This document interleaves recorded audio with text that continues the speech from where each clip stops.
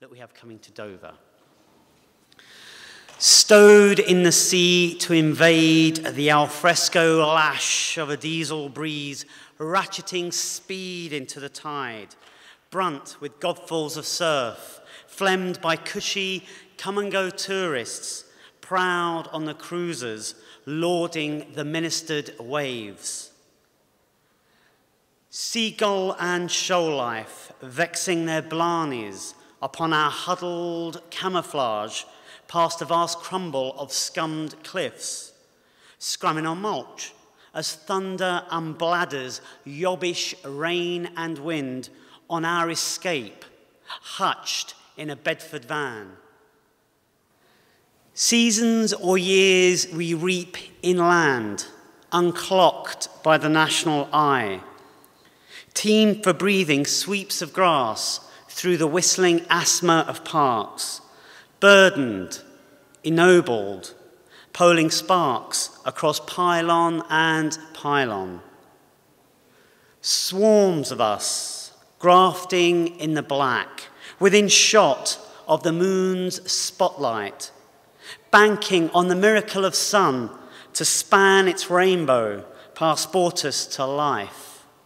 Only then can it be human to hoik ourselves barefaced for the clear. Imagine my love and I, and our sundry others, blared in the cache of our beeswaxed cars, our crash clothes. Free, we raise our charged glasses over unparasoled tables east, babbling our lingos, flecked by the chalk of Britannia. It was a great day for my families when there was a Sikh school that opened up near Heathrow, because they could threaten all their children if they became too westernised. They were going to stick them in a Sikh school, which they largely have done as well.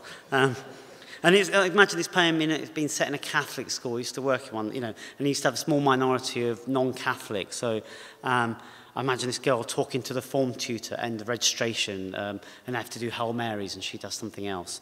I refer to Umar Akbar Anthony, which is a 70s Bombay film, which was remade a while ago, recently as well.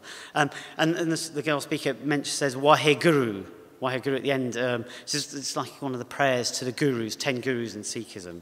Okay? So it's called Rapinda Slips into Tongues. Now, I'll try and keep my distance so I'm not shouty. Okay. So Rapinda Slips into Tongues. Dad and me were watching the video, Umar Akbar Anthony. It's about 3 brothers separated after the family is parted by gangsters. You can get it with subtitles, miss. When Anthony, who grows up in a Catholic home, begged Christ for the address of his real parents, then crossed himself, I jumped off our royal red sofa, joined Anthony with his prayer. Hail Mary, Hail Mary, Hail Mary. Forequartering myself, then curtsying a little.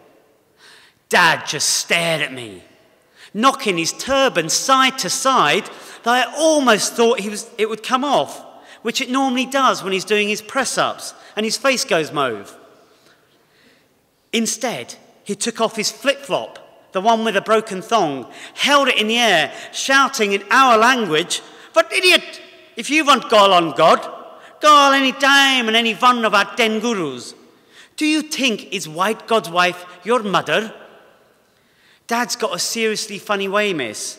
Sometimes he cries and says he's going to give me to a Sikh school, a proper school.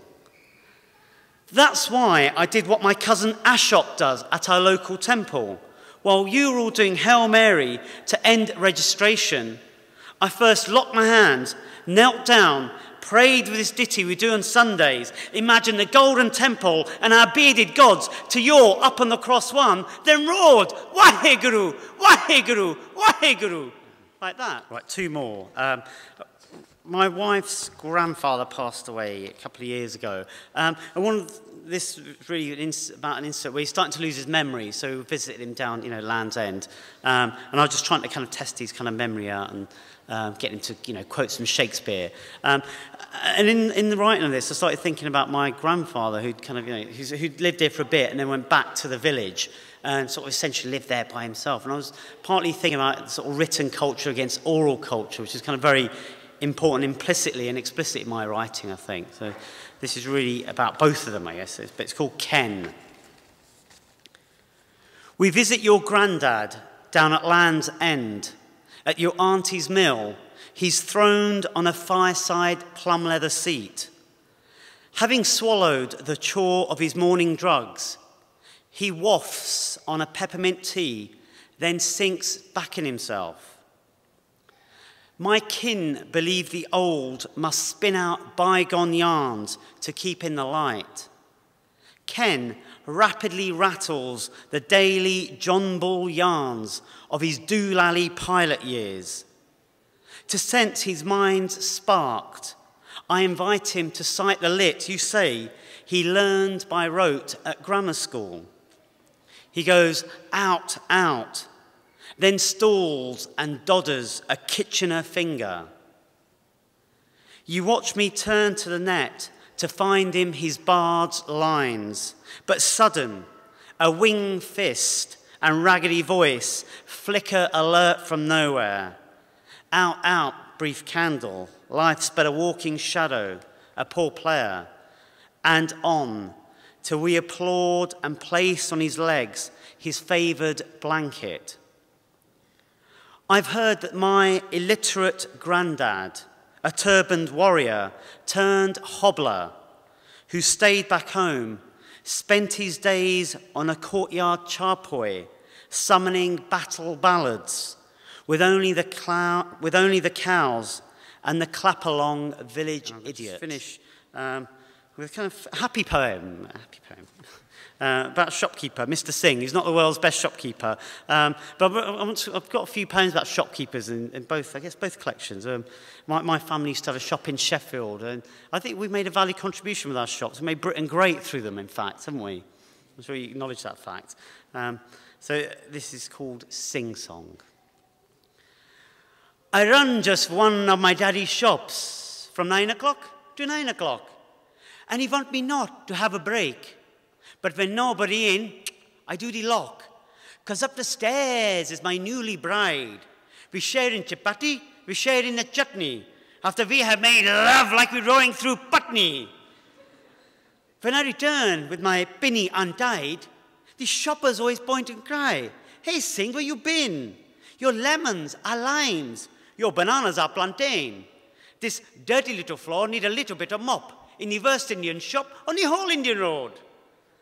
Above my head, high heel tap the ground, as my wife on the web is playing with the mouse. When she netting two cat on her Sikh lover site, she booked them for the meat at the cheese of a price. My bride, she effing at my mum in all the colors of Punjabi, then stumble like a drunk making fun of my daddy. My bride, tiny eyes of a gun, and the tummy of a teddy. My bride, she have a red crew cut, and she wear a tartan sari, a donkey jacket and some pumps on the squeak of the girls that are pinching my sweeties. When I return from the tickle of my bride, the shoppers always point and cry, "Hey, Singh, where you been? The milk is out of date, and the bread is always stale. The things you have on offer, you have never got in stock in the worst Indian shop on the whole Indian road." Late in the midnight hour, when you shoppers are up quiet, when the precinct is concrete cool, we come down whispering stairs and sit on my silver stool. From behind the chocolate bars, we stare past the half-price window signs at the beaches of the UK in the brighty moon. From the stool each night she say, "How much do you charge for that moon, baby?" From the stool each night I say, "Is half the cost of you, baby." From the stool each night she say, "How much does that come to, baby?" from the stool each night, I say, is priceless.